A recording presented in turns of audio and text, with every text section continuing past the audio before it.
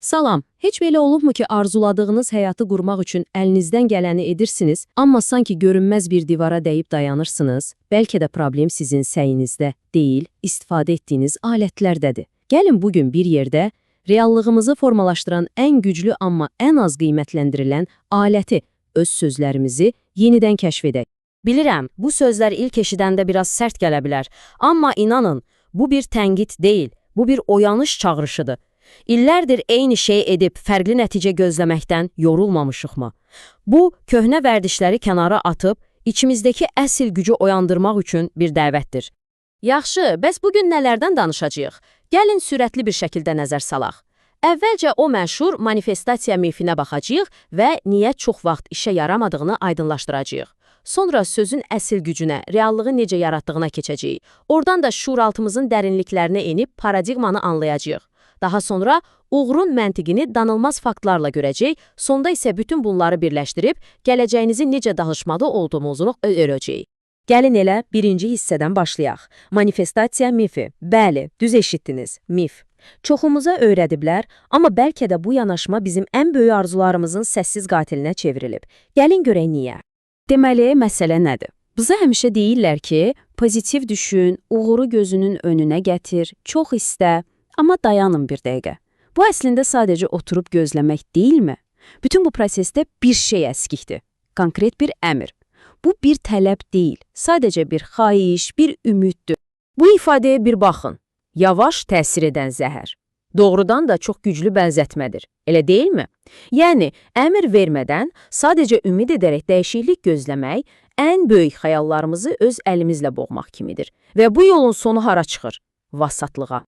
Yaxşı, əgər problem gözləməkdirsə, onda həlli nədir?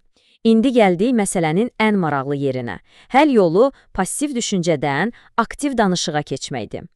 Bəli, bəyan etməyin o inanılmaz gücünə. Söhbət sadəcə ağızdan çıxan səslərdən getmir, əsla.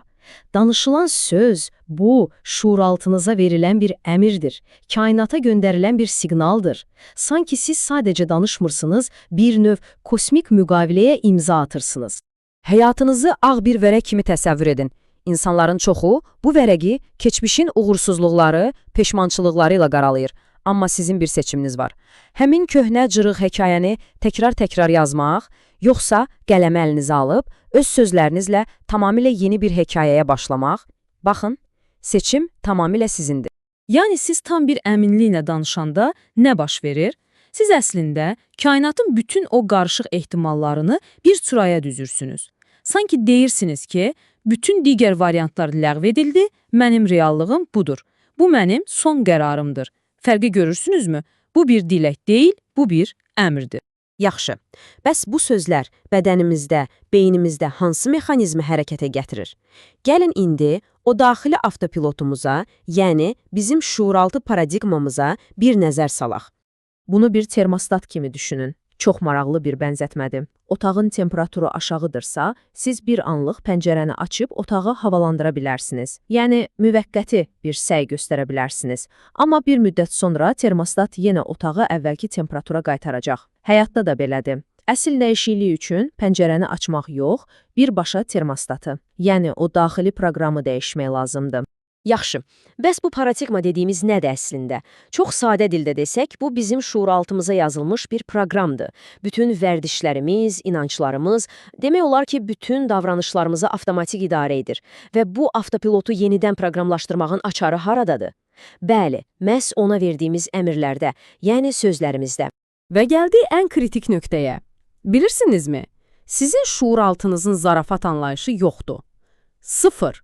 O, sizin hisslə, hətta zarafatla dediyiniz, məndən bir şey olmaz cümləsini götürür və onu birbaşa əmr kimi qəbul edir. Və başlayır o reallığı yaratmağa. Məhz buna görə də ağzımızın qapısında bir keşikçi kimi dayanmalıyıq. Hər söz bir proqram kodudur, unutmayın. Yaxşı, bütün bunlar qulağa biraz mistik gələ bilər. Amma gəlin indi nəzəriyyəni bir kənara qoyaq və əlimizdəki danılmaz sübutlara baxaq. Görək, dünyanın ən uğurlu insanları bu sistemi necə işlədirlər. Bu rəqəmə bir baxın. İnanılmazdır, elə deyilmi? Dünyadakı bütün pulun təxminən 96%-i əhalinin cəmi 1%-nin əlindədir. İndi özümüzdən soruşaq. Bu sadəcə bəxt məsələsidir. Yoxsa burada başqa bir şey, bir proqramlaşdırma var? Cavab, əlbəttə ki, proqramlaşdırmadadır. Məsələ heç də kiminsə daha ağıllı və ya daha təhsilli olmasında deyil. Əsas fərq onların daxili proqramındadır, o paradigmadadır. Onlar bolluq reallığına yaşamaq üçün proqramlanıblar. Bu qədər sadə. Və bilin ki, bu heç də yeni bir kəşf deyil.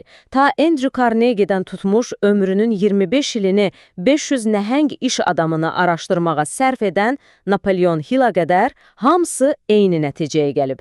Bu insanların hamısı fərqində olsalar da, olmasalar da eyni universal qanunlarla işləyirdilər. Deməli, bu bir təsadüf deyil, bu bir elmdir. Beləliklə, nəzəriyanı anladıq, sübutları gördük, indi isə ən vacib sual.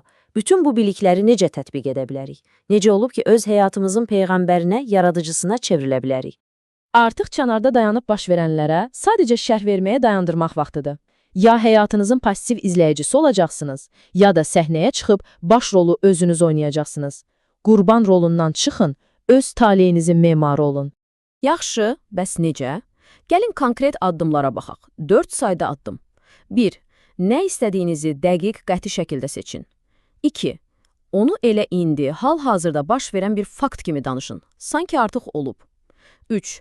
Ona sahib olmağın o duyğusunu, o emosiyanısını bütün vücudunuzda hiss edin. Və 4. Sarsılmaz bir inamla hərəkətə keçin, prosesə güvənin. Və bəlkə də bütün bu prosesin kilid nöqtəsi məhz budur. Siz nə isə hiss etmədən onu həyatınıza çəkə bilməzsiniz. Mümkün deyil. Sözlər əmr ola bilər, amma o əmri hərəkətə gətirən enerji yanacaq məhz hissdir. Unutmayın, kainat bizim sözlərimizi yox, hisslərimizin dilini anlayır. Və sonda sizi düşündürücü bir sualla baş-başa qoymaq istəyirəm. Bir anlıq düşünün, həm qorxu, həm də inam, hər ikisi də gözlə görmədiyimiz bir şeyə inanmağı tələb edir. Fərq odur ki, biri sizi məhv edir, o biri isə yaradır. Bəs siz reallığınızı hansıyla proqramlaşdırmağı seçirsiniz? Seçim və bütün güc sizin öz əlinizdədir.